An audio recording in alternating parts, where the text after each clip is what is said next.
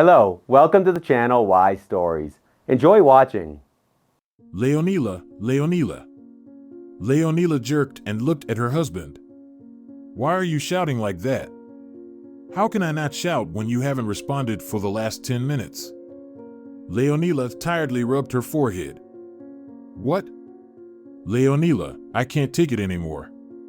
I can't, do you understand? Silvio paced around the room and Leonila looked at him in bewilderment.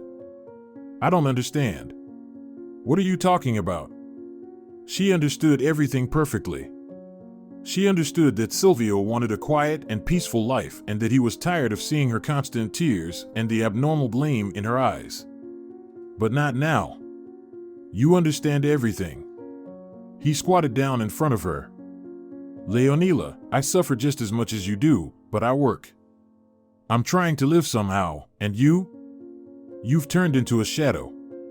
You don't look anything like a human being. Do I have to look like a human being? What do you think? What do people look like when they lose their children? Bad, Leonila, very bad, but not like you. People lose children, but they try to keep living. Leonila stood up abruptly and walked to the window. So you've decided that you want to keep on living? You've decided it's time to forget about our little girl? Do you know who you are after this? Silvio stood up wearily. You know, Leonila, I don't care anymore what you think of me. You know perfectly well that the search is still ongoing. In 6 years, a 5-year-old girl has turned into a teenager. I understand everything, but you also need to understand that you can't go on like this. Then don't go on like this, Leonila glared at him angrily. Don't go on like this. You couldn't care less about our daughter. You couldn't care less that they still couldn't find her. You couldn't care less that when we're not at home, someone might call and tell us where she is. Silvio saw that she was about to turn hysterical. He was clearly used to it by now and understood that the less attention he paid to it, the faster it would end. Silvio walked into the room and picked up the packed suitcase. He walked past Leonila, and she suddenly fell silent. Where are you going? Leonila, I'm leaving. I can't take it anymore. I can't bear to look at you either. But what about me? What about our Rafaela? I will never stop looking for Ophelia. But I can't live in this tomb with someone who has buried themselves. Get out. Get out of here. You never really loved Rafaela, you just pretended. Leonila saw the pain in his eyes, but she couldn't stop. She knew it wasn't true. Silvio loved their daughter more than life itself, but what he had just done couldn't be. Silvio shook his head and left. Leonila rushed to the door, flung it open, and shouted, I hate you. I hate you. It should have been you instead of my little girl. She slammed the door shut and slowly slid down to the floor. Leonila didn't cry, there were simply no tears left. Where would they come from when she had been shedding them for the past 6 years? Rafaela was not just a long-awaited child in the family, she was a miracle they had stopped expecting. After their wedding, Leonila and Silvio decided that their first child would definitely be a girl. The miracle didn't take long to happen. 3 months after their wedding, Leonila became pregnant. She rushed home from work to surprise her husband. Leonila decided to set the table, have a candlelit dinner, and not tell Silvio the reason until the end of the meal. She knew he had to, he simply had to figure it out. In principle, everything worked out just as Leonila had expected. But Silvio guessed it faster than she had anticipated. They had just sat down at the table when he asked, Leonila, you behaved so unusually today. Your eyes are sparkling. This dinner. Is there something you want to tell me? Leonila smiled. I do, but a little later. Or maybe you'll figure it out yourself. There was no need to say anything more. Silvio, like a spring, leaped up from his chair, rushed to Leonila, and scooped her up. A girl, is it a girl? She laughed, pushed him away, and shouted, Silly, let me go. I don't know yet. From that day on, Leonila could only relax. Silvio didn't even allow her to wash the dishes. Leonila wanted to do something, but she only occasionally managed to be in the kitchen while he was cooking. She had a miscarriage at 5 months. One night, when they had been asleep for a long time, Leonila woke up from excruciating pain in her stomach and back. She couldn't hold back, she screamed. Silvio didn't understand right away what had happened, and when he did, he grabbed the phone. The doctors couldn't do anything and said that, in this case, the pregnancy couldn't be saved. It took Leonila a year to recover. For a whole year, she couldn't watch the children in the yard without crying.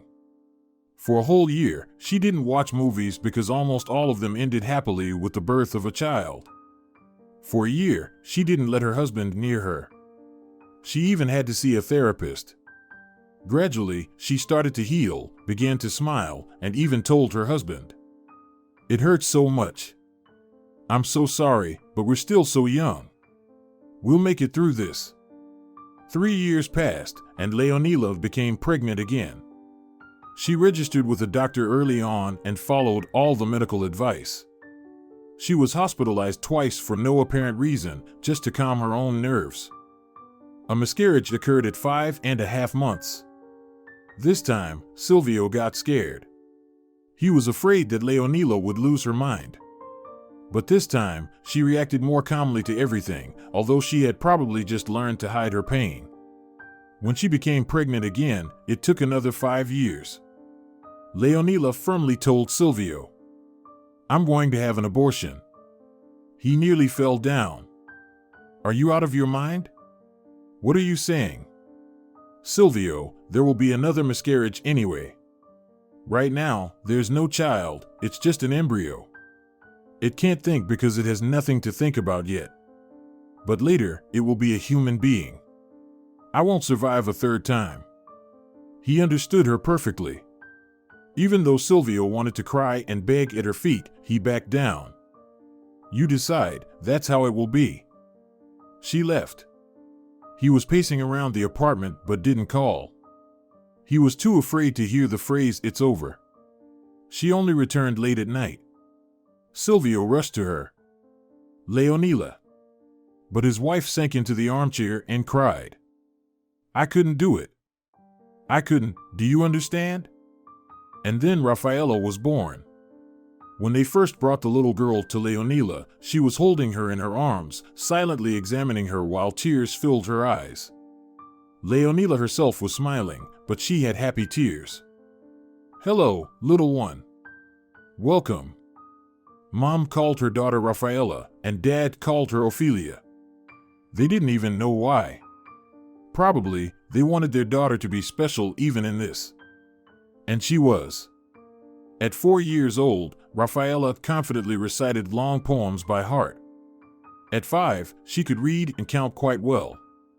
And at 6, she was about to start learning English, but she didn't get the chance. She got lost and disappeared. It could be called anything, but the essence remained the same. Rafaela was no longer with them. Sometimes Leonila thought it would have been better if her daughter had died. She would have known that Rafaela was in heaven and that she was happy there. But now, every minute, new horrors emerged in Leonila's mind, the number of children who disappeared and, when it was revealed, what had happened to them. All of this made her have shivers down her spine. Then Leonila pushed these thoughts away, scolded herself with harsh words, cursed, and tried to think that she and Rafaela would definitely meet again. The woman got up from the floor and approached the mirror. At first, she even recoiled when she saw herself there. Leonila tried to remember her age. She was 36, almost 37. But in the mirror, she saw a half-crazy old lady around 70 years old. Her hair was unkempt, and her skin was gray. She looked at her hands, and they were the same. Nails were broken in some places, others were long and shapeless. But who cared about her appearance? Somewhere inside, a small voice whispered, "Your daughter will never recognize her mother in you if you ever find her." Leonila collapsed onto the couch. She fell into another fit of hysteria. Silvio, how could he? They shared the same sorrow. Silvio couldn't find peace. Under no circumstances would he ever leave Leonila, especially in her current state. But after the conversation with the doctor, he had no choice. He would gladly give his life if it would help Leonila, but only she could help herself. Understand, as long as you take care of her and do everything for her, she will continue to hide in her shell and eventually go mad. To be honest, I don't understand how she's managed to stay sane. She needs a push. No matter how much a person suffers, human instincts will eventually prevail. She will need something to eat. To do that, she'll need to go to the store. You must help her break out of her shell. And then, if you see progress, you'll explain everything. But what if she doesn't forgive me if she pushes me away? That could also happen. You'll hurt her too much. In her current state, it will be worse than any betrayal, so you need to decide if you're willing to sacrifice everything to save your wife. Everything? He had no reason to live, and he didn't even have a life. Yes, there was Leonila, but she didn't occupy as much space as the pain of their missing daughter. He didn't think for long. Yes, doctor, I'm ready. They carefully thought about what to say and do. The most crucial moments were the first few hours after Silvio's departure. During that time, Leonila might do something irreversible. Both of them were afraid of this, so they had to involve their neighbor, who would come to Leonila with some strange request. It might be a weird one, but the most important thing was that someone should have distracted Leonila for a moment. The neighbor called for a long time. Leonila heard that the door on the landing opened, so she decided not to open it, but the continuous ringing started to annoy her. She jumped up, wiped her face, and rushed to the door. She flung it open so forcefully that she almost knocked Agata off her feet. Leonila, save me! She was taken aback by such pressure. What happened, Agata? Leonila, my cat, broke a vase and then jumped on her, hurting its paw. I couldn't handle it, I couldn't look after it. And he's the only one I have. Leonila weakly smiled. Okay, Agata. They spent half an hour trying to catch the cat. A couple of times, Leonila even smiled. Then they spent just as much time searching for the paw that he had supposedly injured. Agata, are you sure he actually hurt something? Of course. He jumped on the shards and then limped away. And that's it? Maybe he was just fooling around, or a piece got stuck between his toes and then fell out. You think? No, he's such a rascal. Made me all nervous. He should buy me calming pills. Agata looked at the cat, who was hiding under the bed, but now apparently decided that the danger had passed. Leonila, let's have a coffee for a successful undertaking. Leonila wanted to decline but nodded for some reason, probably because she didn't want to go back to the pain-filled apartment. Agata made some coffee and poured it. Leonila picked a strawberry from the jar and said thoughtfully, "It's Rafaela's favorite jam." Leonila, is there any news? Leonila shook her head. Nothing, it's like looking for a needle in a haystack. To her surprise, she realized that she could talk about what happened. It was painful and terrifying, as if it tore her soul apart, but she managed to say something. They stayed up all night, and when Leonila went to her room, Agata called Silvio. Leonila just left. Oh, Silvio, my heart is breaking. My heart is breaking, and it's even worse for her. I think she's sleeping now. She was about to fall asleep right here. Thank you, Agata. No, what are you thanking me for? There's no reason to say thank you here. It's as if she's thawing a little. I'll invite her over tomorrow for my signature pie. And Leonila was truly sleeping by then, soundly sleeping, holding a portrait of her little Rafaela close. Each time she fell asleep, she asked God to let her dream of her daughter come true. But God didn't seem to hear her at all, neither back when she wandered the streets nor now. Leonila had long ago decided that if God had decreed that she should endure all of this, she didn't need such a God. For 3 days, Leonila just lay there. Agata couldn't coax her out for the signature pie. Leonila simply said she wasn't feeling well, that she wanted to sleep, and closed the door. After 3 days, she got up, made herself some coffee, and then went to the bathroom. 3 hours later, she was meticulously filing her nails and adjusting her eyebrows with tweezers, trying to regain a human appearance. As she did this, she muttered, "No, I won't give up. I can handle everything on my own. I'll find my daughter." It turned out to not be as simple as she thought. During her very first job interview, Leonila burst into tears. The company's director looked at her in astonishment. "I'm sorry, did my questions upset you this much?" No, it's my personal matter." He waited for Leonila to calm down and then said, "You understand that I can't hire you. We are a young and growing company. Do you think we'd attract more clients if a manager suddenly burst into tears mid-conversation? I'm sorry." After the first interview, Leonila spent nearly a week in distress. Eventually, she pulled herself together and set out to find a job. She realized that if she didn't change something in her life, she would simply lose her mind. Leonila Santos.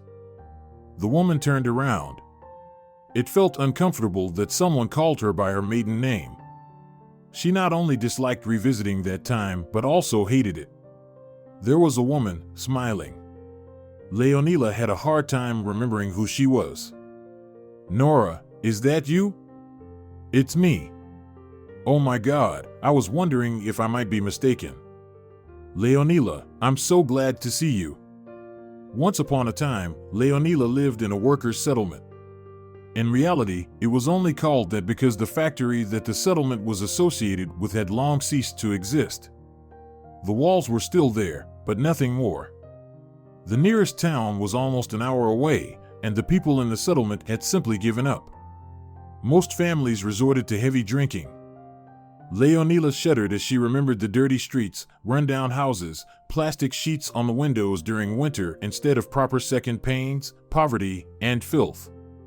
Nora's parents, who were her classmates along with Leonila through middle school, froze to death after getting drunk right in their yard, just a few meters from their door. They didn't even make it to the doorstep. Nora was taken to an orphanage, and nobody ever saw her again. Leonila used to envy her immensely at the time. Now Nora had a different life, not like Leonila's. Their class had all kinds of children. Most were like Leonila, ashamed of their parents and ashamed of their clothes. They never ventured anywhere, but there were also others. Those whose parents were struggling to survive. For example, Hilario's parents were heavily involved in the illegal liquor trade and lent money. Those who borrowed from them later worked in their garden or at their household. There was a girl named Marina, and her mother worked at a store, divorced her husband long ago, and had affairs with other men. There were a few more kids who lived far better than Nora or Leonila. This exclusive group not only mocked the rest, but also occasionally beat up those who dared to go out on their own. Leonila was sure that nearly all of them would face the same future, but she wasn't ready to accept it. Leonila's parents had alcohol intoxication due to low-quality alcohol just around the time of her graduation.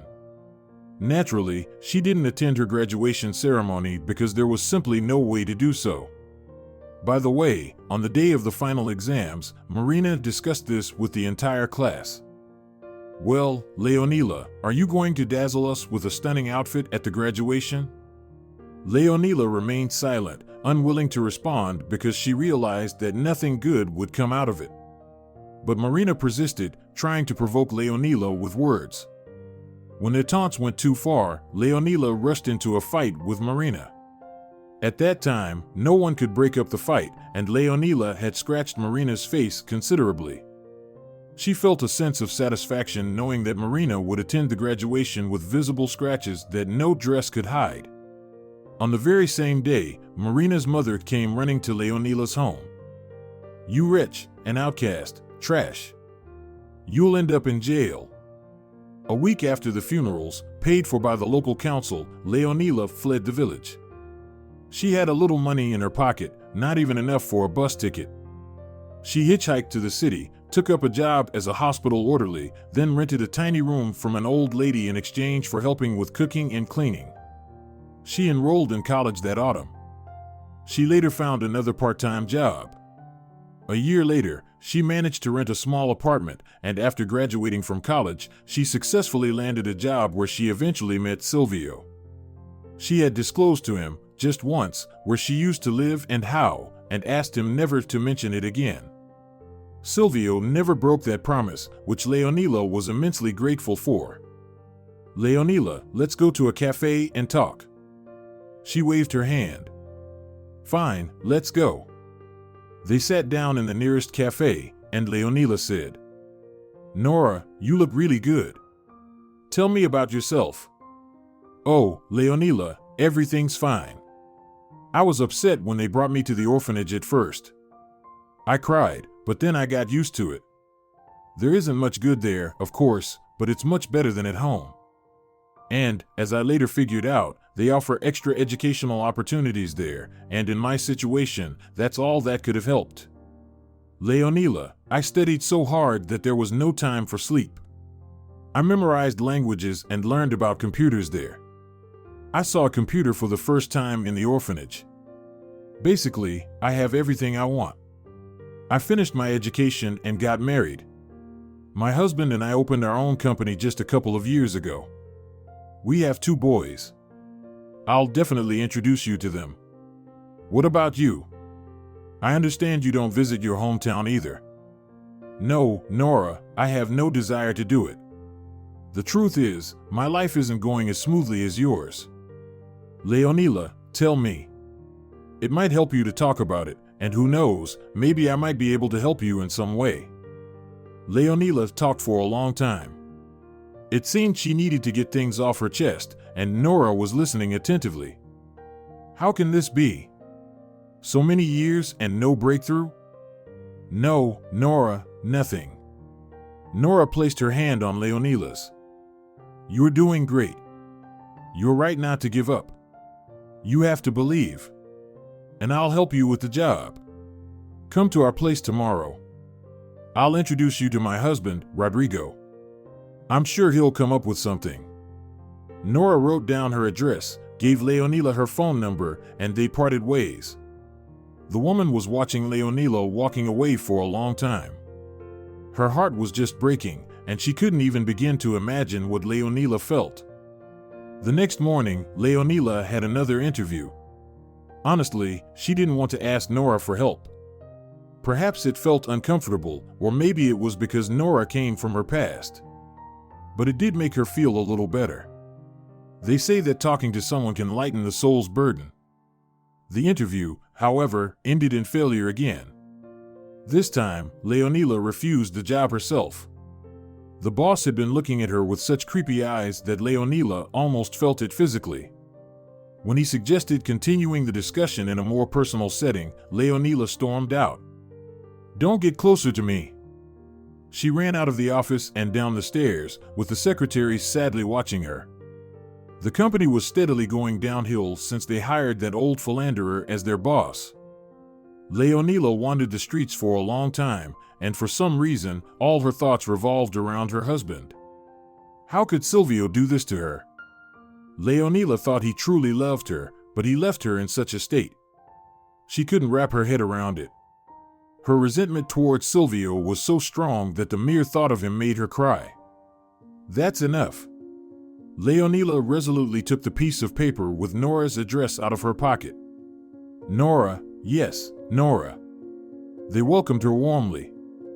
"Leonila, come in. I was so afraid you wouldn't come. To be honest, I wasn't planning to. I understand. I try not to think about where I was born. Come in." Nora's husband came out to greet them from the room. He resembled a good-natured teddy bear, a bit on the plump side, not very tall, with incredibly kind eyes and a smile all over his face. "Hello. Nora was waiting for you, and we've been waiting too. She's prepared so much delicious food, but she won't let us touch it. She says, you'll eat when the guests arrive." Nora playfully nudged her husband. "No big deal, you need to lighten up sometimes." Rodrigo sighed. And so it is in everything. Leonila couldn't help but smile. Everything was so nice and cozy here, with genuine warmth. In a matter of seconds, two boys flew over to her. They simultaneously reached out their hands. The slightly older one introduced himself. Basilio. The other one echoed. Rodrigo. Leonila laughed and felt startled. For the first time in 6 years, she laughed. It was unusual, and it scared her. She almost pinched her lips. Nora noticed this abrupt change in Leonila and quickly said, "Leonila, let's sit at the table. My boys are too hungry." Everything on the table was so delicious. Rodrigo brought wine in a pitcher. "Here, Leonila, you must try this. I make it myself, following a recipe." Leonila had never been a drinker. Fresh memories from her childhood were still vivid. Maybe a glass of wine at a wedding or a sip for a toast on an anniversary. She looked at the wine as a rabbit might at a snake, then said, "Well, let's give it a try." The wine turned out to be sweet and light, and Leonila hadn't even noticed when she had drunk 2 glasses. "Rodrigo, if I, a non-drinker, enjoy your wine so much, you're simply a genius." Rodrigo smiled and turned to his wife. "That's right, I started with a quest for the finest wine, none of that buy something from the store for me." Nora smiled and explained to Leonila. "Rodrigo is quite the explorer here. He's determined to achieve everything himself. It all began when we bought our country house. His fascination lasted for 3 years. Now, our neighbors come on excursions to our house because what's growing and bearing fruit there really shouldn't be growing there. Then Rodrigo decided to make wine. As you can understand, after his fascination, we have our vineyard, apricots, and all sorts of other things. Someday, you'll visit us at our country house, and I'll take you to the wine cellar he built specifically for his wines. There's quite an assortment there. I can't even remember all the names."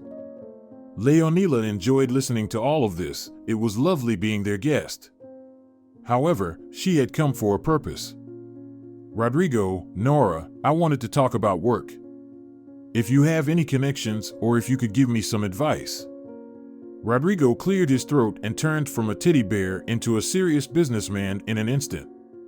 "Leonila, do you have an education?" "Yes, of course. I even worked in my field for almost 5 years. Then, my husband thought I needed a break and a fresh start. You see, Nora and I want to expand our business. We need more people, but not just anyone who will come, do their time, and leave. We want those who will be genuinely interested in the results." "What does your company do?" "Well, in the beginning, we were just laying down private yard communications. Then Nora insisted, and we added cleaning, tree removal, and a few other services. Now we want to introduce a landscaping service. In more fashionable terms, it's the services of landscape designers, not just for project design, but also for implementing them." "Oh, that's so interesting." Leonila was listening with wide open eyes, and Rodrigo continued. "We need someone who could be a kind of accountant and the director of this particular department. What do you think? Do you think you could handle it?" "I'd love to give it a try, but I don't know anything about landscape design." "Well, you're not alone. We'll learn together. Rodrigo, Nora, I won't let you down. Leonila, you haven't even asked about the salary." Rodrigo laughed. "The job is interesting. I'll take it even if the pay isn't much." "Well, that's not serious. Let's put it this way, we won't disappoint you. Besides, if things go well, the salary will improve, of course."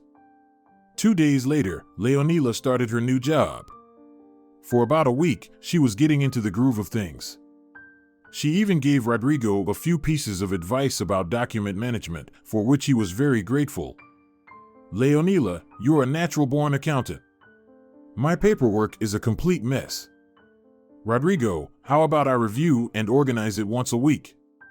Besides, your company is so modern, and you're still using paper." Rodrigo waved it off.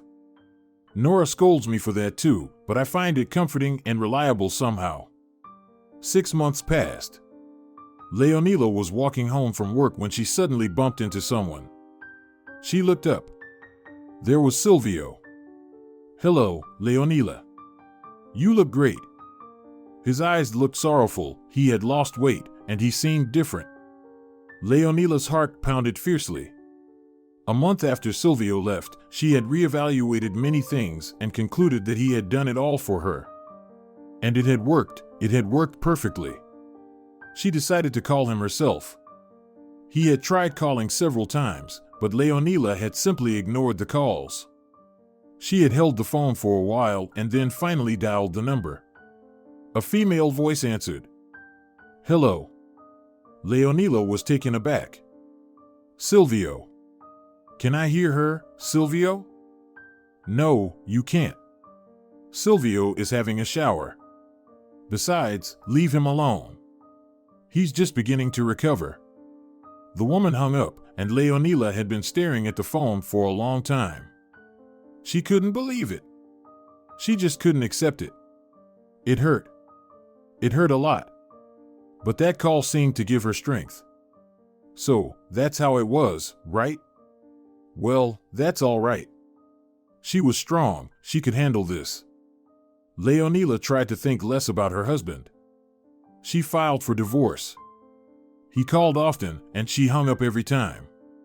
But then she answered the phone.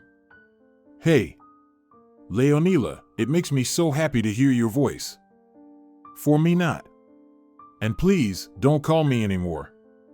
What if the person who's now answering your calls finds out?" She hung up and blocked Silvio's number. "Thank you. I can't say the same about you. You don't look happy." Silvio sadly smiled.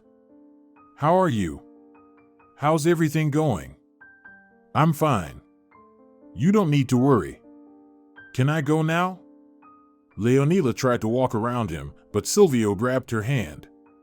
"Leonila, please, let me explain. It's not exactly what you think." She pulled her hand away. "You know, I'm very sorry that I thought well of you. I thought you left just to shake me up, but how wrong I was. Leonila, I don't want to see you." She continued down the street. Silvio was watching her go. She looked beautiful, dressed in fashion. But her gaze remained the same, lost and sad. When he left Leonila, he felt so terrible that he called the same doctor he had consulted before. It was Ariel who advised him to take this step. "Hello, it's..." "Good afternoon. I recognized you, Silvio. Has something happened?" "I left my wife." "And how?" "It seems like everything you told me. At least she started leaving the house." "Well, there we go. It's just that your voice doesn't sound right to me. Maybe you could come over? We can talk." Silvio was relieved. He hoped that talking to Ariel would ease his burden even slightly. "Is that convenient?" "Of course, no problem. But there's a renovation in my office. Come directly to my place. Around 7. I'll send you a message with the address." Silvio wanted to object, saying that going to her place was not convenient and that he would come next time, but Ariel had already hung up. Calling back to decline felt awkward. Silvio bought a small cake. He didn't want to arrive empty-handed. Ariel welcomed him in a robe. Silvio noticed her beautiful body right away and quickly scolded himself. Leonila had kept him at a distance for a long time, but that wasn't an excuse. The curtains in the room were covered, and a small table was set. "Please come in." Silvio swallowed nervously. His initial thought was to run away, but he didn't have the chance. Ariel moved close to him, put her arms around him, and said, "Come on, relax. You're a free man, after all." And he betrayed Leonila. The night was simply magical. In the morning, Silvio headed to the shower, but when he came out, Ariel was talking on his phone. He rushed to her, but she had already hung up. "What's wrong? Are you upset? I thought you were enjoying it." He understood that he couldn't blame Leonila entirely. No one had forced him against his will. But he didn't want to see her anymore. Ariel called a couple more times, but he didn't answer. He knew Leonila. If he could somehow explain why he had left her, it was impossible to explain why he had betrayed her. Leonila turned the corner of the building and stopped to catch her breath. Only she knew how close she had come to breaking down, to grabbing Silvio, and to screaming about how much she missed him. She was barely holding on. Her face was flushed, even though it was late autumn, and the wind kept bringing cold raindrops. She was leaning against the wall, crying. Oh, the pain in her heart. It took her 10 minutes before she could move again. She peeled herself off the wall and continued walking. She had just a short distance to reach her home, passing through a small park with a pond. Leonila walked on, her gaze fixed ahead. Mommy! The woman jolted to a stop, her heart ready to leap out of her chest. Mommy! A piercing cry. Leonila was disoriented. She couldn't figure out where the cry was coming from. The park was completely empty. When Leonila glanced at the pond one more time, she noticed a splash. She understood everything. Someone was drowning, probably a child. The child cried out and then disappeared under the water. Leonila rushed towards the pond at full speed, taking off her coat and boots on the way and shouting, "Help!" Perhaps someone would hear and come to her aid. She jumped into the water. The cold stung her, making her gasp for breath. Within seconds, Leonila was where she had seen something. She dived. The pond was not deep, just about 2 meters, and she immediately grabbed something soft, probably a jacket. Leonila pulled it up and realized it was the child.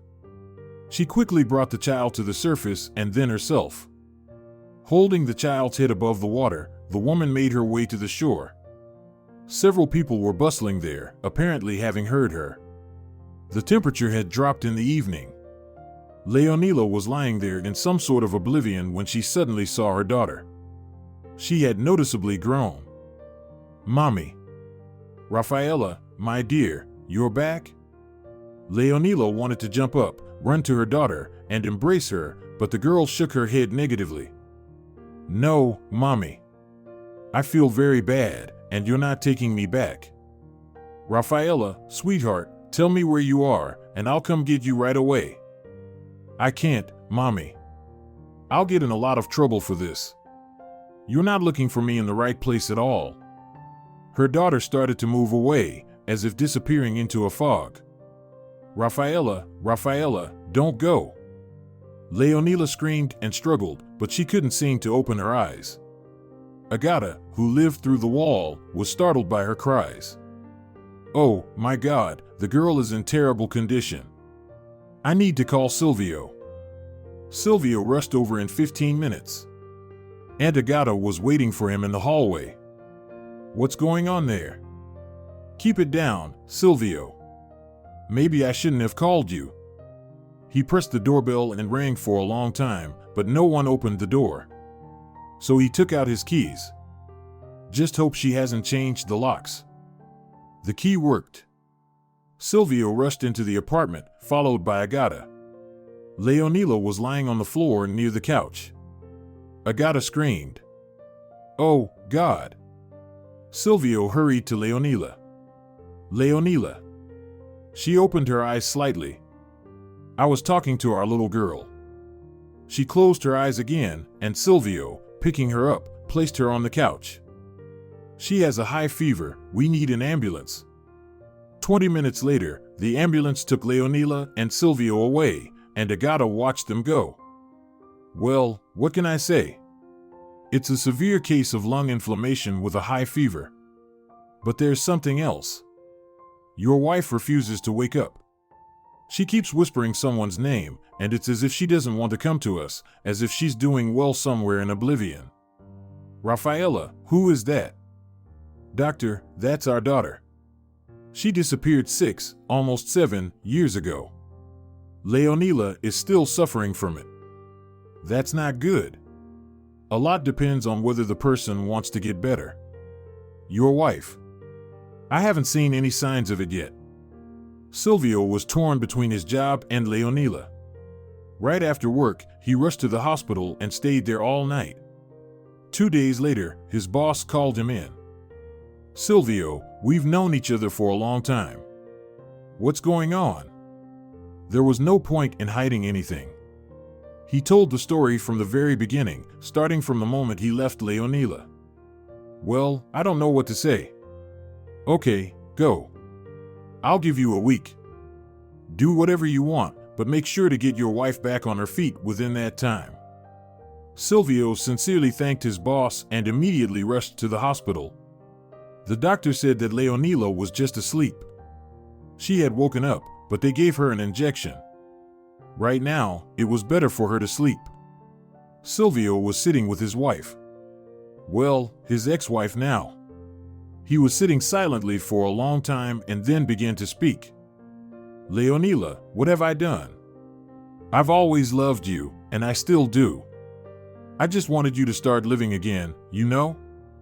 He talked for a long time, telling her everything about Ariel and how it had all happened. He begged for forgiveness. He avoided only one topic. He didn't say a word about Rafaela. He simply couldn't. If anyone thinks that the pain of losing a child dulls over time, they are sorely mistaken. The fact that a person continues to live, goes to work, talks, and doesn't mention their pain means that they have learned to live with it. He hadn't even realized that he had fallen asleep, resting his head on Leonila's hand. She woke up, not knowing if her husband's speech had been a dream or if he had really said all those things. When she saw his bowed head, she smiled. So it wasn't a dream. Leonila carefully freed her hand and gently stroked Silvio's hair. My dear, forgive me. Silvio woke up immediately, pressing his lips against Leonila's hand, but he didn't get a chance to say anything. The door creaked open, and a tall man in a suit, more like an athlete from the cover of a fashion magazine, appeared at the threshold. Hello, I found you with great difficulty. How could you do that? Leonila looked at him in surprise, and Silvio didn't understand anything either. In one hand, the man was holding an enormous bouquet of flowers, and in the other, a large bag. He glanced around, then handed the bouquet to Silvio and peered into the corridor. Please call a doctor here. His voice faded somewhere into the ceiling. Silvio looked at Leonila in astonishment, as if asking who this was, but she shrugged in confusion. The man turned to them. My name is Giorgio Domingo. I'm the father of that girl you pulled out of the pond. Silvio, in surprise, looked at Leonila. Out of the pond? Leonila shrugged. Well, young man, I assume you're the husband of this heroic woman. Silvio smiled awkwardly. Yes. You are very lucky. You have a superwoman for a wife. If not for her, I would have lost my daughter. You see, she has no mother. My wife passed away when Germana was just 4. We were always together. I tried to provide her with everything to ensure she lacked nothing. She had everything her classmates didn't. But, as it turned out, she didn't need all that. She needed attention, and I have a demanding job. I run a large company. I physically couldn't spend much time with her, although, well, I could have made more time, but I thought it was enough. We started to argue. It irritated me that a 10-year-old girl dared to contradict me. We also had a fight that day. She wanted to scare me, but something went wrong. In short, if it weren't for your Leonila. But she was calling for her mom. Yes, when she feels unwell or has a bad dream, she always calls for her mom. She must be missing her terribly. Leonila sighed. Someone loses a mother, someone loses a daughter. Why is the world so unjust? Giorgio explained that, in addition to his construction materials sales and manufacturing firm, he also had his own security agency. He thanked Leonila profusely, asked if there was anything he could do, then left his business card. Any time of day or night, for any matter. If you need to build a house, contact me. If you need someone to get rid of, contact me too. Just kidding, of course. The day of Leonila's discharge was approaching.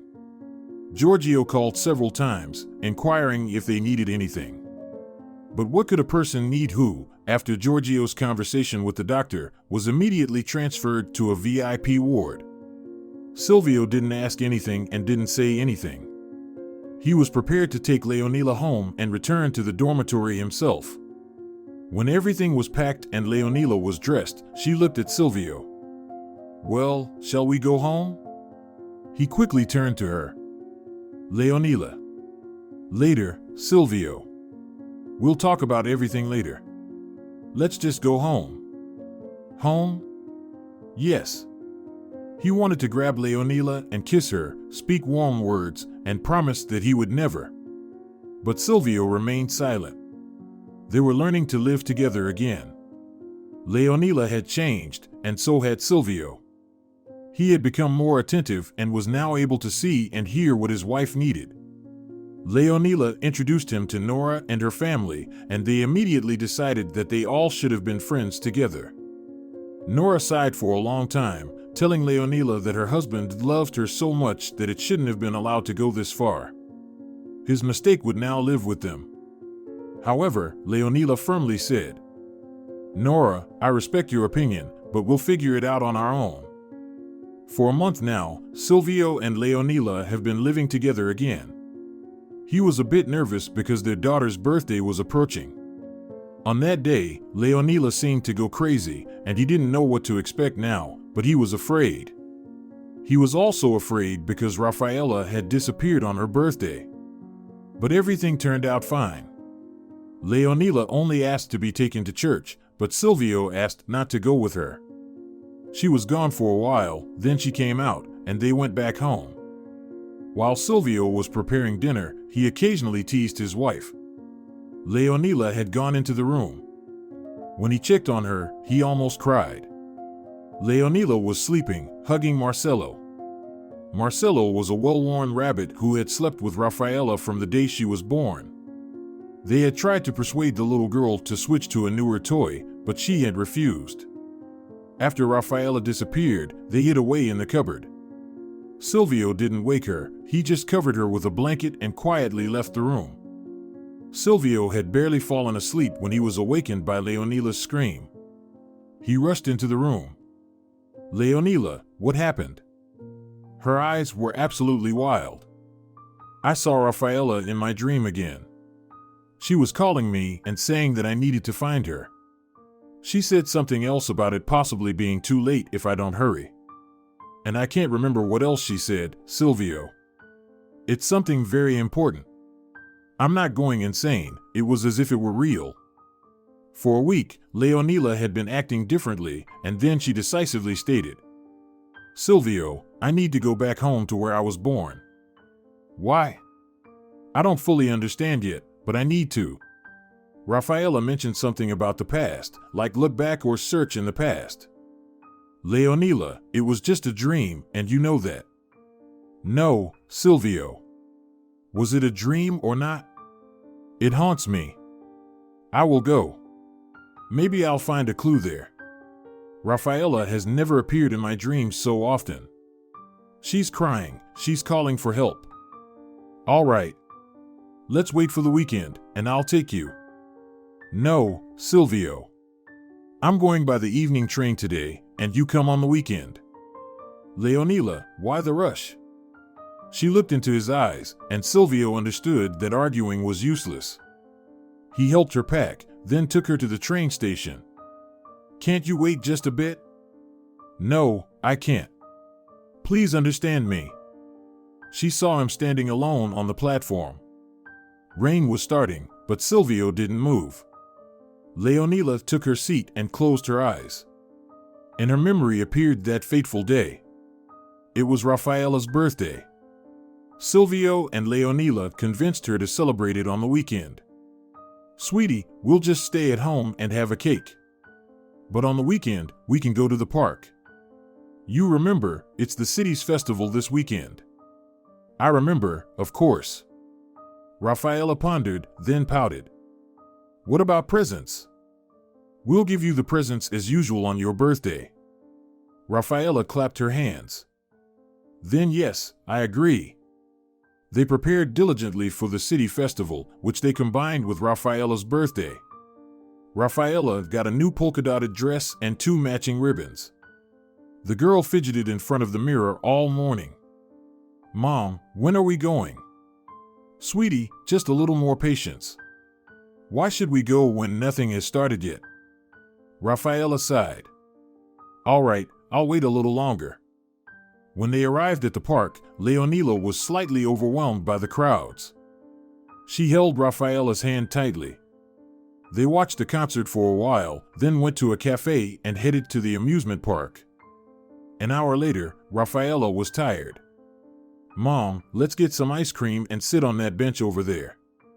Silvio chuckled. I'm all for that. He hurried to the bench, and Rafaela went with her mother to the ice cream stand. Rafaela, which one do you want? The pistachio one. They waved to Silvio and joined the queue. Leonila released Rafaela's hand for just a minute while she paid for the ice cream, and when she turned back, hold onto your ice cream. But the little girl was nowhere in sight. Leonila wasn't alarmed at first. Rafaela was very curious and could easily become distracted.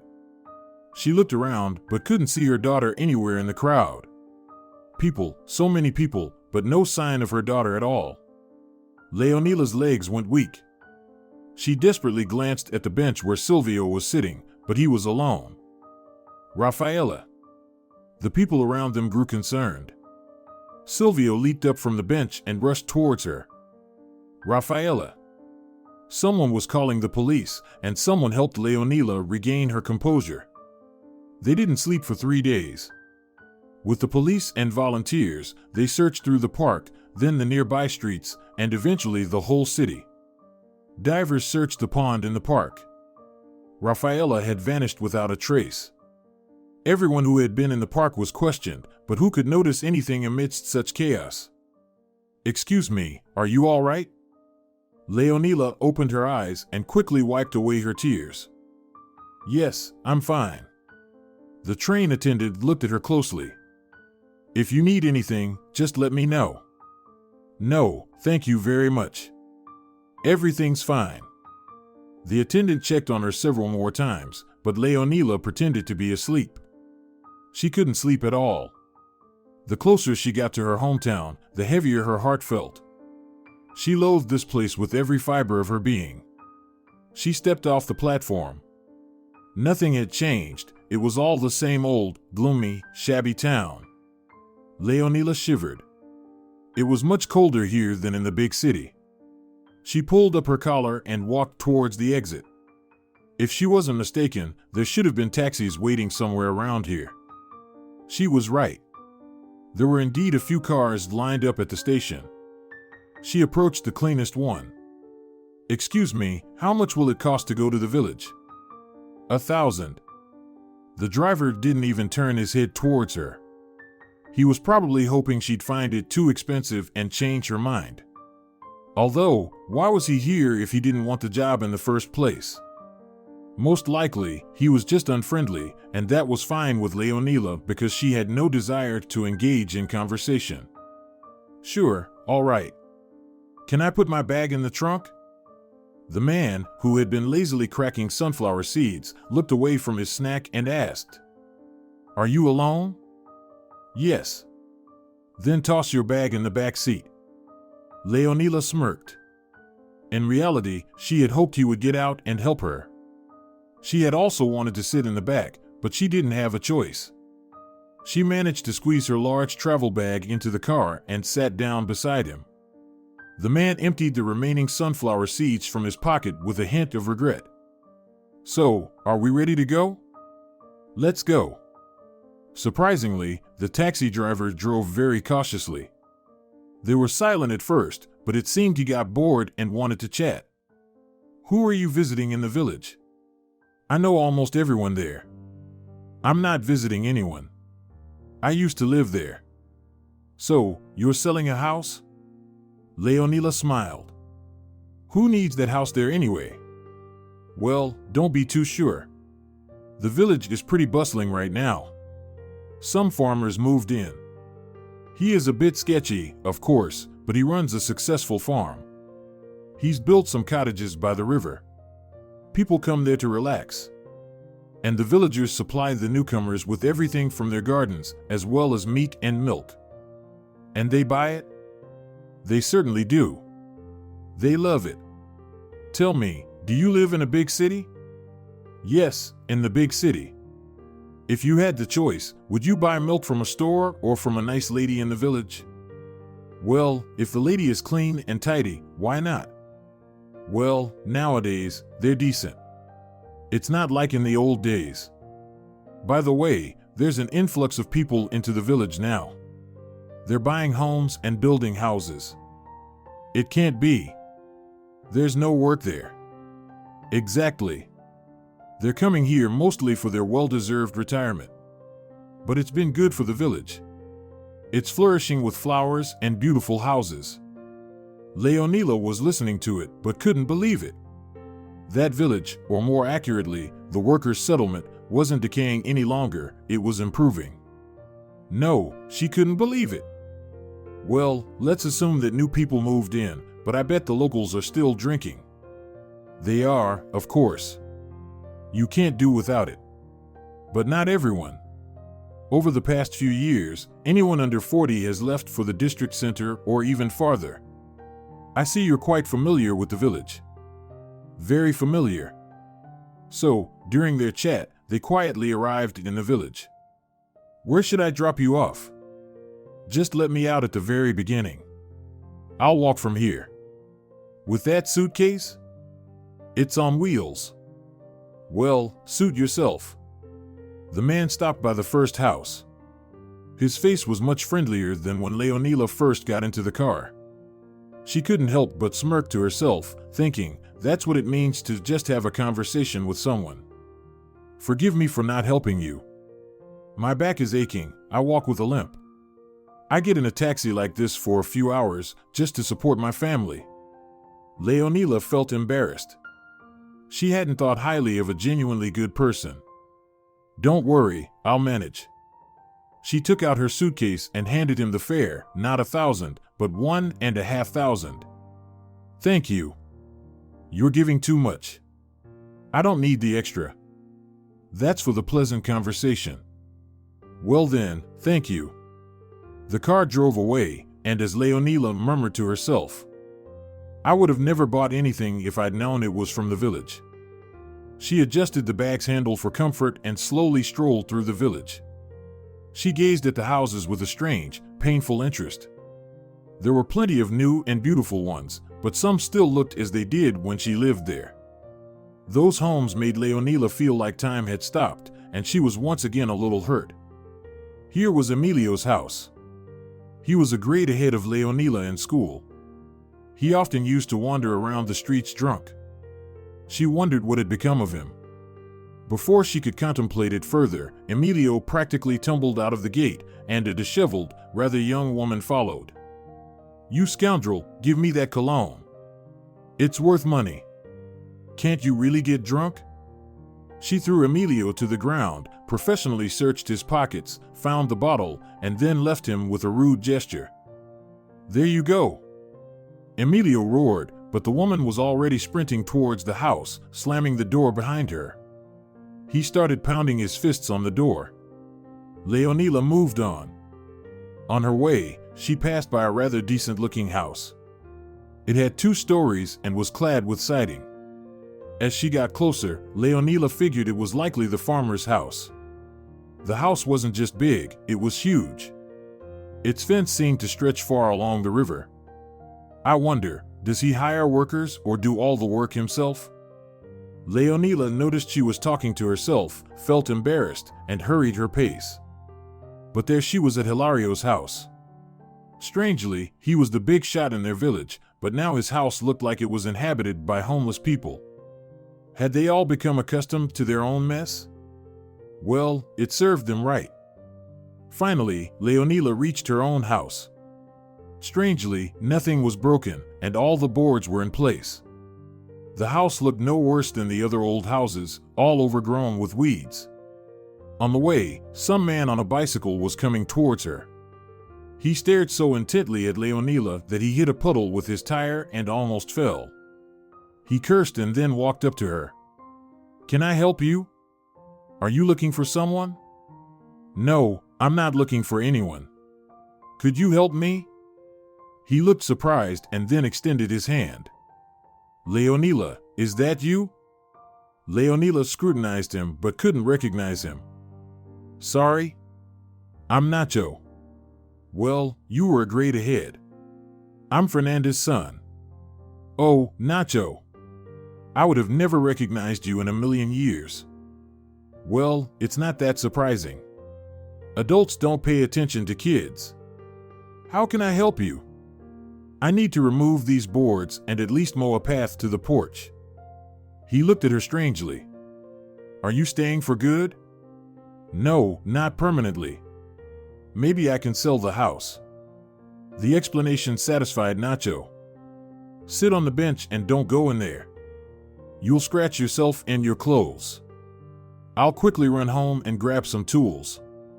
If you want, I can invite Prudencia to help you." "Prudencia? You mean Prudencia Alonso?" "Exactly. She's my wife." Leonila looked at Nacho. "Well, this is news. Prudencia and Nacho? I'd have never thought. Life had its own rules, sometimes completely unpredictable. Can I ask you something, Nacho?" "Sure, go ahead." "Nacho, I've seen a couple of people here, and, in general. Don't you drink?" He chuckled. "Well, how should I say it? I can, of course, but I don't really like it. Prudencia just drinks a little wine. It's tough, of course, to live sober in the village, but we manage. But I'll tell you a secret, they don't like us here precisely because we don't drink or fight." "No way." "Well, something like that. You sit here, I'll be quick. Remember where my house is?" Leonila smiled. "Of course." Nacho returned about 15 minutes later. During this time, Leonila was sitting on the old bench. She didn't think about anything, she just sat there.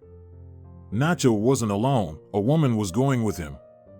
Leonila smiled. "Prudencia, hello." "Oh, Leonila, I never expected to see you. Let me at least hug you."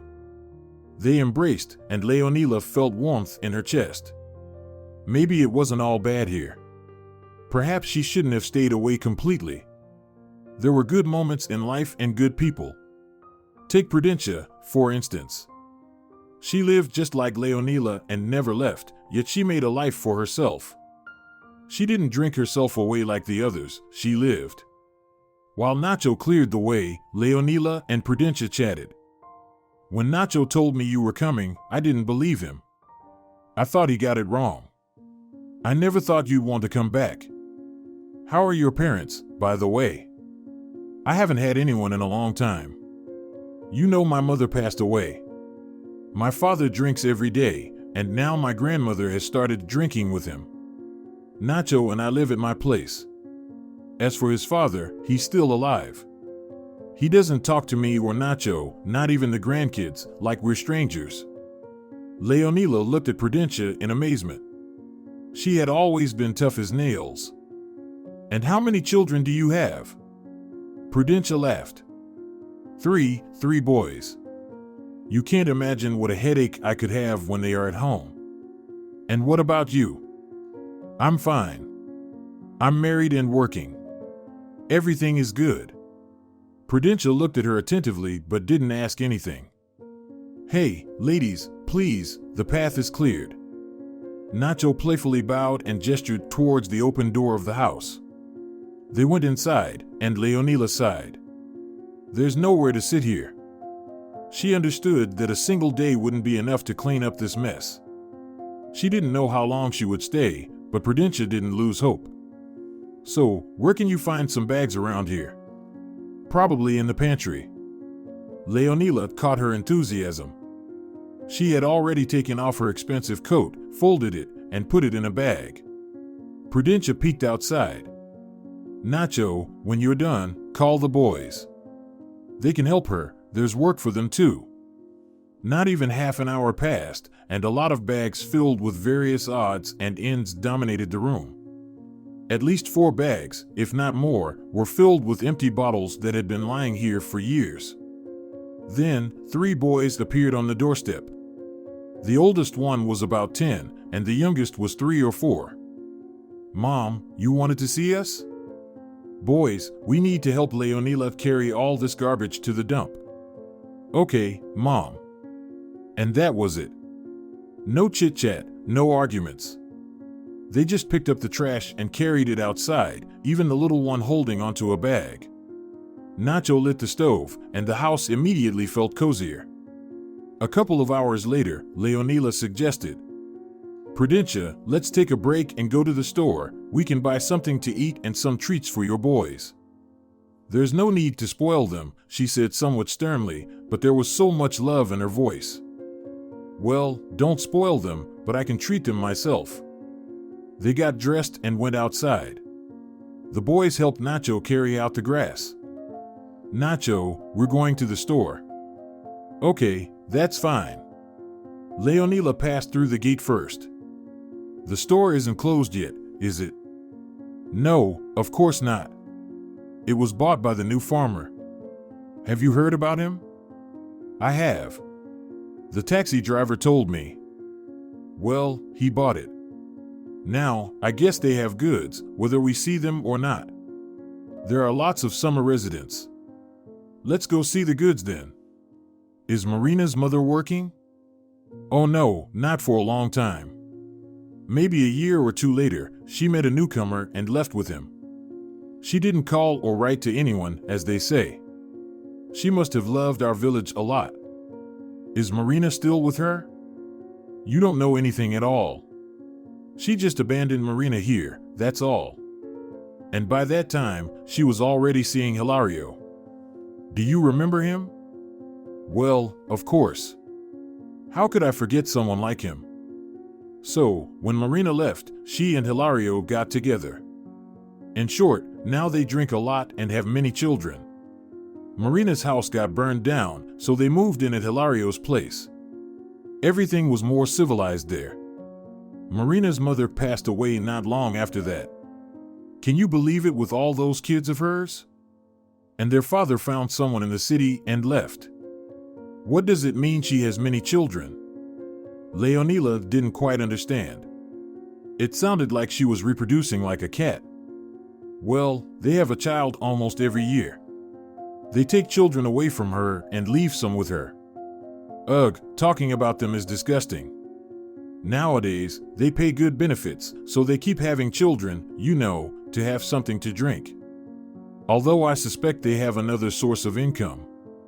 No one knows for sure, but there are rumors that they make their children work for the farmer. They don't want to work themselves, they just want to drink. Maybe the gossip is false, but it's unclear how he manages everything alone. Prudencia, but that's a crime.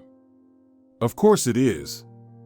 The local police officer has tried to find out several times, but the children stay silent either out of fear or because they don't mind it.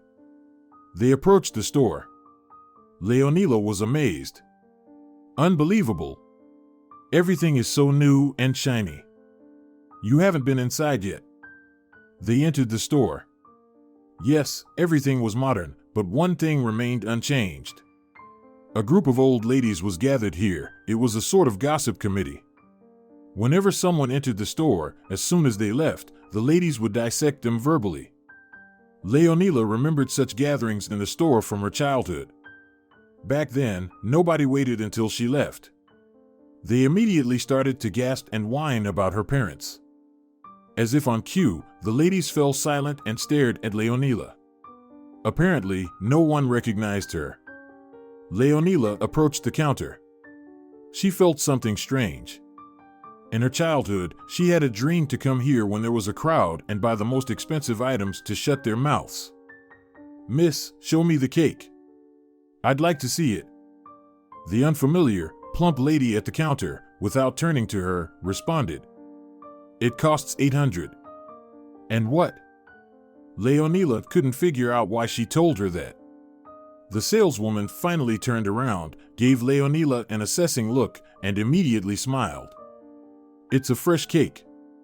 It was just delivered this morning. Will you take it?" "We'll take it." Prudentia nudged Leonila. "Don't lose your mind. It's expensive." Leonila didn't pay any attention to her. "I'd like some smoked sausage, a piece of that meat, and a kilogram of candies." "Yes, let's take those ones in the form of triangles." Leonila realized that she and Prudentia would hardly manage to carry all these items. There was a tense silence behind her, and Leonila smiled. "Do you have wine?" "Preferably French." The saleswoman hurried to the wine display, feverishly reading labels. Leonila pointed at one of the bottles. "Two of those, please." The saleswoman placed the front wine on the counter, looked at it with a melancholy expression, and announced the total amount. From the crowd of elderly women came a unanimous gasp. My God!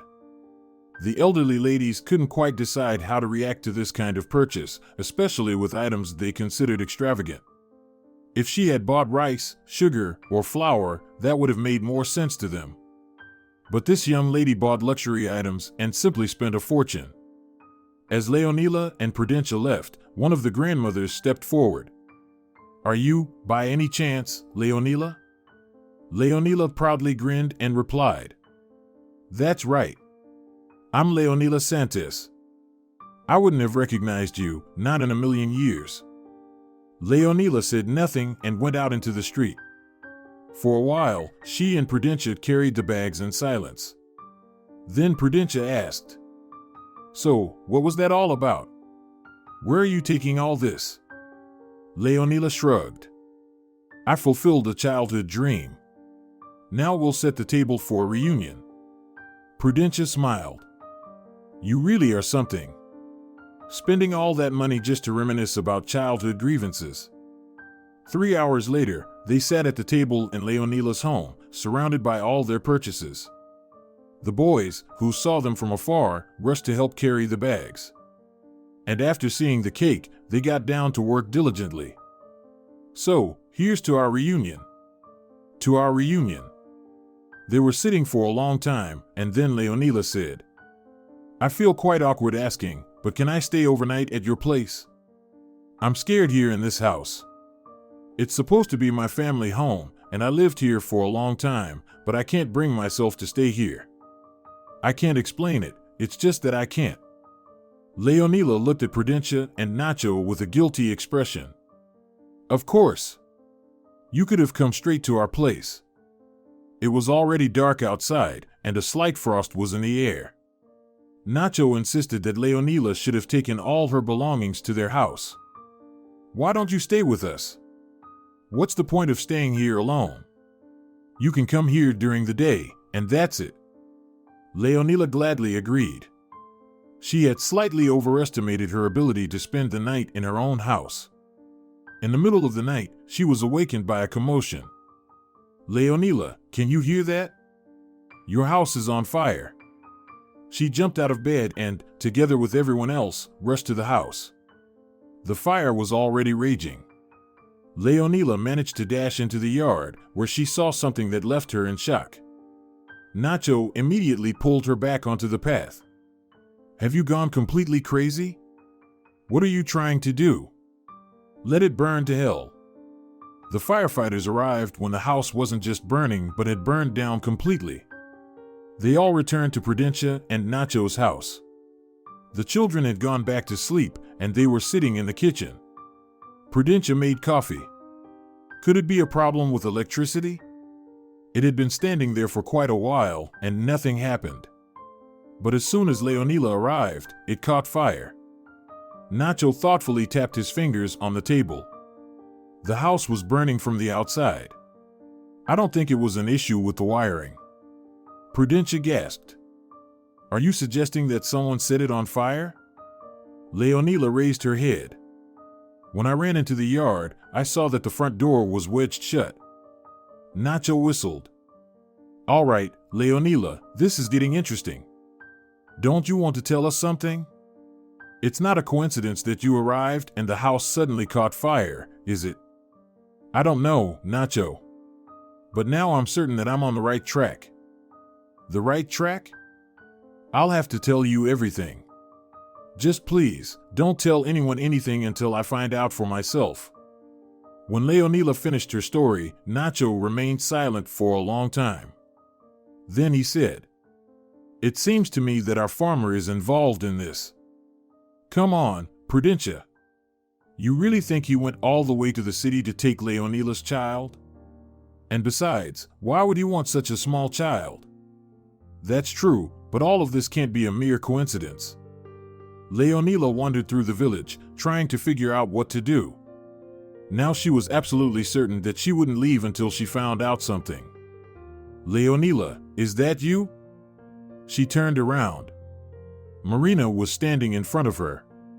She appeared to be severely hungover, probably because of last night's binge that was notorious in the area. "Hello, Marina." Something was bothering Leonila, but she didn't quite understand what it was yet. "I heard that your house burned down." "Yes, it burned down last night. You've probably interfered with someone around here. You should leave before anything else happens." "What could possibly happen?" "The wiring was old, that's why it caught fire." "Well, anything is possible. How's life? How's your husband, your daughter?" Leonila didn't want to discuss her family with this unsavory character or with Marina in general. "Everything's fine. I need to go." "Wait. How about you throw in something for old time's sake?" Leonila quickly took some bills out of her wallet, handed them to Marina, and hurried off in the direction of Prudencia and Nacho's house. Now, she was even more concerned about something else. But what? She arrived and silently sat down on the couch. Prudencia was looking at her. "Leonila, what happened?" "I met Marina." "What's she?" "Well, she's a mess." "Are you so upset because of that?" "Not because of that." "Then why?" "I don't know, Prudencia, I don't understand. There's some kind of thread or something, but I don't understand what." And then Leonila jumped up. "How does Marina know that I have a husband and a daughter?" "Nobody in the village knew that I had a daughter, not a son or two, but specifically a daughter." Prudencia sat down. "That is indeed very strange. Wait, in which year did your daughter disappear?" "She went off somewhere, then returned with a tablet. Here, we gave it to the eldest one for his birthday. He didn't have one when all the others did." Prudencia was looking for something frantically. "Here it is." Marina wasn't drinking like this back then. She was drinking, but not this bad. She even had money. Check out her social media. She hasn't logged in for about 3 years, but all the old photos are still there. Here's the right year. Look, they still had a car back then. "Stop!" Leonila shouted so loudly that Prudencia was startled. She pointed at a photograph. "Look, this is the park. This is the festival where Rafaela went missing. My God! Is this possible? Is Rafaela with them?" Prudencia contemplated. Unlikely. Even in the village, they can distinguish between children and pregnancy. Unless... What? I'm thinking about that farmer. Leonila jumped up. "I'm going there." "Stop, you fool. You can't go alone. You understand that they could take you down in 5 minutes, just like Nacho says, especially since you saw everything yourself last night. But maybe Rafaela is there. You won't be able to help her, understand? We need to come up with something." Leonila grabbed her phone and rushed out onto the street. "Hello, Giorgio, I really need your help." She talked for about 15 minutes and then returned. "They'll be here in about 5 to 6 hours. Sit and wait." 3 hours later, Prudencia went somewhere, and Leonila hurried out of the house, heading towards Hilario's home. Both the husband and wife were at home. "Oh, what a surprise! Come in, Leonila, have a seat." Leonila noticed the very poor and dirty condition of the house. The children were huddled together on the couch. "What, don't you have anything to drink for us?" "I didn't think about it." "I'll give you the money, would you go get some?" Hilario readily got up. Marina looked at her somewhat malevolently. Leonila took out the money and added, "Take also this money and get some treats for the kids." Hilario left, and Marina sat across from her. "You think you're going to snoop around for something?" "What are you talking about, Marina? Don't act like a fool. You've done all this in vain. Nothing will come of it. You're going to perish here. You should have gone back home. Although now nobody will let you leave this place. And soon you'll forget what home even means." Leonila looked her in the eyes. "Where's my daughter?" Marina laughed. "You can look for her." Hilario and another man entered the house. The man had unpleasant, small, evil eyes. Leonila's heart sank. Judging by his clothes and the way he carried himself, he appeared to be the owner here. She approached him. "You. I know my daughter is with you." The man swung his hand, and Leonila fell to the ground. She lost consciousness immediately. The children in the room had disappeared, and it was completely silent. Marina jumped up and spat on the unconscious Leonila. "Got it? Now things will be as you deserve." Sergio sneered and said, "Take her into the car. Do you even understand how you've just set me up?" "Why, Sergio? What does it have to do with us? So many years have passed." "Enough, be quiet. And tell the kids that there is no one here. Understood?" "Understood, Sergio." They put Leonila in the trunk of a large SUV, and the car drove out of the yard. Leonila woke up in some sort of cage as someone was stroking her face. She opened her eyes. Two girls and a boy, probably around 10 to 12 years old but looking much younger due to their extreme thinness, were crouched in front of her. "Does it hurt?" The girl looked at her sympathetically. "A little." "Don't worry, it only hurts at first. You get used to it." Leonila sat up. It was almost dark in the basement. "Who are you? What are you doing here?" "We live here." "Live? Can you actually live here?" "No one asks us that. We live and work." The boy pointed at his neck, where there was some kind of collar. "See? If something goes wrong, it electrocutes us. My goodness, we need to escape from here." "You can't escape from here. Do you think we haven't tried? Those who try to escape get badly beaten, and then they don't feed us. And if we don't eat, we can't work, and they beat us again." Leonila could feel the hair on her head shifting. "How long have you been here?" "Different periods, but overall, a long time. We don't have calendars here.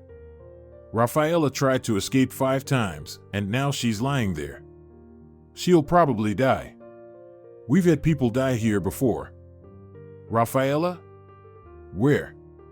Where is she?" The boy pointed to the corner. Leonila rushed over. The girl was lying on her side, pulling her knees close to herself. Everything was blurry for Leonila. It was her daughter. "Rafaela, my dear, my baby girl." She carefully pushed aside the hair covering her injured forehead. "So, you are reunited? That's good. Your girl is so stubborn. We've been teaching her how to behave well. If she dies, you'll work for her." Sergio laughed. "You will pay for it. You will pay for everything.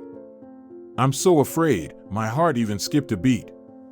No one will ever find you here, not even with dogs. I've thought it through. It's been a while since I had adult help around here, ever since my wife died in this basement. But maybe you can be of use, right?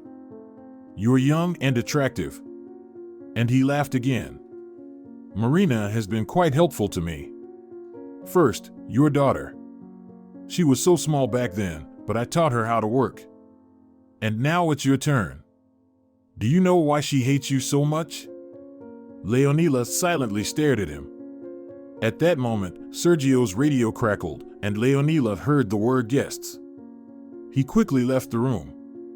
Leonila lowered herself to the floor, gently placing Rafaela's head in her lap. My daughter, Rafaela, everything will be fine. Dad will find us. The girl opened her eyes. At first, her gaze was unfocused, but then she focused on Leonila's face. Mommy, I knew you'd find me. Rafaela closed her eyes. Sweetheart, please, not now. Do you hear me? Tears streamed down Leonila's face. She could see Rafaela's condition, and she knew time was running out, counting down not by days, but by hours. The other children gathered around. Leonila cradled Rafaela and whispered through her tears. Hang in there, my little baby. Just a little while longer. They will save us, and everything will be fine. The youngest girl suddenly burst into tears. I want to be with my mom too. Leonila reached out her hand. We will find your mom, I promise you. Upstairs, they heard a commotion. Leonila listened closely, and the boy said, He hit your husband. Leonila flinched and said, Don't speak like that, can't you hear? You shouldn't talk that way. 20 more minutes passed, and then the door to the cellar burst open into pieces. They all screamed. In the doorway, Giorgio appeared. Is everyone okay? There was no other way. Leonila, how are you? Daughter. I found my daughter. He walked up to Rafaela, examined her, and cursed. What a monster. Let me carry her out. The ambulance should have arrived by now. They're going to your husband first. Can't stand waiting. Is this your family? Silvio? What happened to him? Nothing too bad. He'll recover soon. Giorgio carefully picked up Rafaela and headed towards the light. Leonila followed him. At the exit, she paused and said, Well, what are you waiting for? The children timidly left the cellar and walked behind Leonila. Right after they exited the underground chamber, Silvio was sitting there. A doctor was tending to his leg. Leonila. Rafaela? He almost pushed the doctor aside. It's Rafaela. What did he do to you? They were speeding down the highway towards the regional city. The doctor immediately said the journey would be crucial as there was no help available in their area. Leonila knew that Giorgio had contacted someone, and an ambulance was racing to meet them. They met halfway on the road, and they transferred Rafaela to the ambulance. Leonila sat beside her after kissing Silvio. Everything will be fine. Silvio's pain was evident. He seemed to have completely forgotten about his injured leg, which was bleeding. Throughout the journey, he couldn't take his eyes off his daughter. Leonila gestured to him and climbed into the car. She watched as Silvio was helped into the ambulance by the doctors. She took Rafaela's hands. Her daughter still hadn't regained consciousness. The car raced forward, its siren wailing, while Leonila cried and prayed. Oh Lord, you seem to despise us so much. You've done so much harm to us, please stop. She's an innocent child, don't harm her or take her away. Leonila was sitting in the hospital corridor. The surgery had been going on for 4 hours. Near the end of the 4th hour, Giorgio arrived and sat beside her. How is she? I don't know yet, she's in surgery. That monster beat her so badly. Leonila choked back tears. I don't know what's happening in there. The doctor said it's very serious. The man sat down next to her. Leonila, it's been nearly 7 years. You understand that everything will be fine. There's no other option. I understand. I hope so. That's right. I was there when they took Marina and Hilario. She was screaming so much. It turns out she saw you by accident. By that time, they had already brought 2 little kids to that scum. They only took kids who were 7 to 8 years old, not as young as your little girl. But when she saw you, she got furious. She was screaming that you should have been in their place, that you should have gotten drunk in the village, and that you were happy and well dressed. So she decided to restore justice that way. For 2 years, Rafaela lived with them, sometimes in the basement, sometimes in the pantry. Children crying in this house was a common occurrence, so none of the neighbors paid attention to the screams. Then she gave her to them. What about the other kids? Their parents are already being searched for. It will be necessary to determine who the parents of those who died are. But the mother of the smallest girl has already been found. You won't believe it, but she's almost your neighbor, living right next door to you. Giorgio, what is this? How is it possible? I thought this only happens in movies. He smiled sadly. Well, movies get their plots from real life, didn't you know that? Giorgio didn't explain how the meeting between the little girl and her mother happened. She was perhaps the most terrified. It seemed that the children huddled, squinted in the sunlight, and worked only at night. When everyone arrived at the police station, one of the officers said, "I've seen this girl somewhere, in some cases." He rushed out and returned 10 minutes later with a photograph. "Look, I told you, take a look." The girl in the photo was staring back, but there she was, about 3 years old, no more. The police officer was already dialing a number. "Please, you need to come to the station urgently." The mother literally stormed into the station. She was wide-eyed and without a hat. "What happened? Do you have any news?" And then she saw the children. Her gaze stopped on the little girl, who was also staring at her. A second later, the girl jumped up with a cry. "Mom!" The woman managed to hug her and whispered, "Laura." And then she simply lost consciousness. While they were looking for smelling salts and reviving her, the little girl didn't let go of her mother's hand. The moment the woman woke up, she clutched her daughter to her. They sat on the floor until they were lifted up and placed on chairs. Giorgio saw how this whole situation affected the men, who had put away numerous criminals, and they turned away, wiping away their tears. Even he, a man who had been in some very grim places, lost his wife and nearly lost his daughter. He was also wiping his eyes. The police officers kept working to find out who the parents of the other children were. It appeared that all the children were from the same town. The door opened. Leonila jumped to her feet. "Are you the mother?" "Yes." "I never show my emotions, but right now I'm in shock. I'm horrified. This child has 7 fractures, and they've healed on their own. We did everything we could. Now we wait. She was brought in too late, her body is exhausted. But there is one, and only one, positive thing: this girl really wants to live. You can feel it, it gives us hope." Leonila was sitting by Rafaela's bedside. It was the second day. The doctor had resisted but finally let Leonila see her daughter after hearing the story from someone.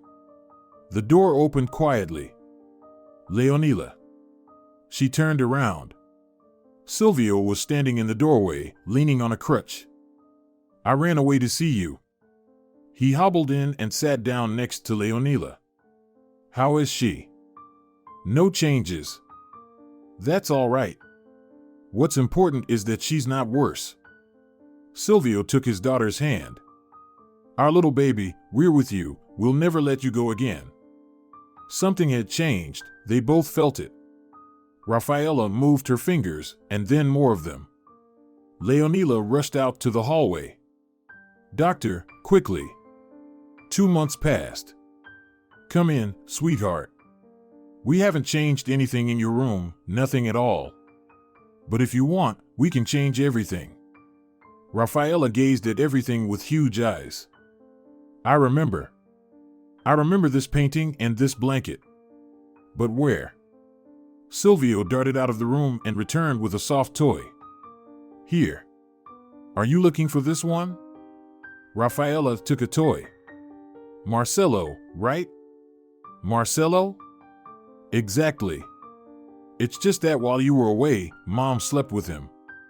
Rafaela walked slowly and sat on the couch. Am I home? Leonila sat next to her. You're home, dear. If only you knew how we looked for you and how we longed for you. Will no one hit me anymore? No one, never. You will only be loved. Silvio suddenly smiled. Rafaela, I have a request for you. The girl looked at him in surprise. What is it? Yes. The thing is, while we were looking for you, Mom and I had disagreements. We even got divorced. I really want our mom to become my wife, but I'm afraid she'll refuse. Leonila laughed. Hey, I'm right here. But Silvio paid no attention to her. Rafaela smiled. Mommy, will you marry Dad? Of course, I will. Leonila hugged them both and suddenly burst into tears. Oh my God, I thought this moment would never come. The wedding was full of unusual guests. Giorgio took care of the organization. And no objections. It will be my wedding gift. The bride's friends, teenage girls, pretty but all very slim, stood next to each other. Each had their mother standing nearby like a vulture. Nora and Prudential were not far away, discussing something animatedly while their husbands smiled indulgently. The recording was about to start when the groom's phone rang in his pocket. Just a minute, please.